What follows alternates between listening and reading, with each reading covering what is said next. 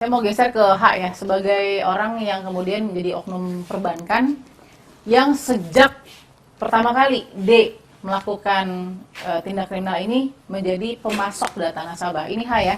H usianya berapa, mohon maaf? 24 tahun. Bekerja? Bekerja. Bekerja ya? Berarti ada pemasukan tiap bulan ya? Benar. Mas, kenapa Mas memilih melakukan ini? Karena untuk sampingan saya, tambahan modal, Mbak. Tambahan modal untuk? Iya. Karena waktu itu kan saya ingin ngambil motor, ngambil mobil juga. Dari pekerjaan tetap Mas nggak cukup? Belum cukup. Oke, jadi untuk beli motor dan mobil apa tadi, Mas? Mobil ras. Oke, keuntungannya sudah 500 juta rupiah, oknum perbankan. Benar. Bank sama sekali nggak tahu ya? Belum. Nah, menjual data itu perlu tahu nggak profilnya dari D? Perlu tahu nggak menjual data itu ke siapa? Mas H? Saya waktu itu nggak tahu sih, jadi dia langsung ngasih KTP.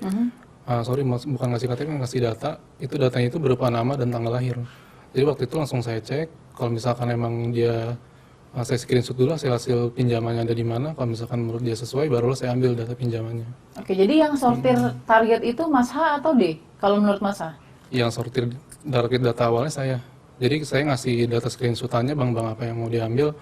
Kalau misalkan dia berminat, barulah saya ambil datanya. Kenapa Mas H bisa leluasa sekali memberikan data kepada nasabah? Posisi Mas H di mana dan seperti apa pengawasan instansi terkait ya terhadap posisi Mas H yang krusial karena memegang kunci membuka data nasabah atau slik OJK tadi. Ya, baik. Pertama ini saya juga karena lalai juga, Mbak. Saya juga ditempatkan di posisi IT ini sejak November 2019 di Bank BPR. IT ya posisinya? Ya, posisi IT, dan saya juga mengendalikan akses itu langsung dari dirut saya. Ya, saya langsung dikasih akses untuk itu, dan saya juga mengakui memang itu salah kalau untuk perbuatan yang tidak sesuai dengan aturan perusahaan. Sebenarnya nggak boleh? Nggak boleh. Mas dapat akses itu? Benar, ilegal. Jadi pertanyaan juga untuk bank tersebut ya? Iya, kalau untuk di luar penggunaan bank saya sendiri, Bank BPR saya sendiri. Nah, bagaimana cara sumber yang kedua yang dibutuhkan untuk bisa ke gerai provider? Caranya adalah ini, membuat KTP. Saya mau tanya ke pembuat KTP palsu yang juga punya usaha percetakan atau printing ya, yaitu Mas J. Mas J usia berapa, Mas? Usia 33. 33, oke. Mas J, ini benar belangko kosongnya Mas J? Iya, ini bahan PVC. Bahan PVC? PVC. Yang mana nih? Yang ininya, yang keras atau yang ini? Jadi dua, PVC itu ada dua. Jadi yang buat di print sama yang buat di press. Oke, lalu kemudian? Lalu setelah di print, di press pakai mesin pemanas. Sehingga jadi seperti ini? Iya, jadi seperti ini. Berapa harganya, Mas? 250, saya dikasih 250. Sebelumnya sudah pernah juga melakukan hal yang sama? Ini kurang lebih 10 kali. 10 kali? Dari bulan November. Pelanggannya sama? Sama. Jadi 10 kali hilang nggak curiga Mas J-nya? Itu dia. Tapi kan Mas bukan pembuat KTP? Iya, saya sering bikin ID card buat itu, kan bahannya sama gitu. Oke. Saya tahu kalau itu palsu. Oh, jadi dari awal sudah tahu kalau itu palsu? Tahu. Ada kecurigaan atau ketakutan nggak bahwa Mas dia akan bermasalah hukum kalau begini? Dia Awalnya? dia lebih meyakinkan itu, makanya dia bilang akses untuk ke bandara itu, dan saya percaya gitu. Percaya. Lalu dibuat saja? Nggak mau cek dulu kenapa bisa buat kejahatan dan lain-lain? Nah, itu dia kelengahan saya. Jadi di sini ada Pak A. Pak A ini yang kita lihat di CCTV yang cukup viral ya, Pak A ya. Ini di CCTV itu cukup viral karena terekam sekali wajahnya Pak A itu di situ sedang berhadapan dengan customer service dari gerai provider yang dimiliki oleh Pak Ilham Bintang. Yang pada saat itu kemudian kan juga dipost ya oleh Pak Ilham. Nah, ini ketika KTP dipegang, apa tugas Pak A? Tolong Mbak dibantu, kebetulan nomor HP saya hilang. Oke. Nah, yang akhirnya dibuatkan lah seperti itu. Bapak bawa KTP, bawa ini dia, gitu. Kan kemudian diproses dong sama customer service.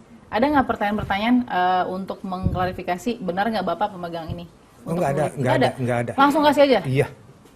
Karena hanya lihat nomor NIK saja? Betul. Karena nama sama, cuman wajah beda. Jadi pas Bapak nunggu itu yang kita lihat di CCTV itu, Bapak nunggu itu, Bapak ngapain tuh Pak? Ya saya lagi diketikkan nomor saya. Untuk SIM card baru? Iya, SIM card baru. Hanya itu aja. Oke. Saya mau tanya, Pak A umurnya berapa usianya? 52. 52? Iya. Ini sudah berapa kali Pak menjadi wayang? 4 kali. Kalau di sini dituliskannya sejak bulan November 2019 sampai dengan bulan Januari 2020 keuntungan yang diperoleh 10 juta rupiah. Kali Bapak jadi wayang, Bapak dapat berapa? Ada yang 2 juta, ada yang 3,5 juta, yang terakhir 3,5 juta. Cuman saya belum terima 1,5 juta. Berarti hampir 10 juta. Hampir 10 juta. 10 juta. Cuman bentuknya kan bukan uang, ada Apa bentuknya? barang. Kayak sepatu, handphone, gitu loh. Terus baju, itu dibeliin.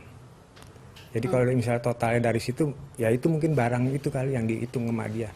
Terakhir saya ingin ke Bang Effendi. Bang Effendi, ancaman hukuman yang ada di hadapan mereka berdelapan ya saat ini ya, itu seperti apa? Berbeda-beda atau semua sama?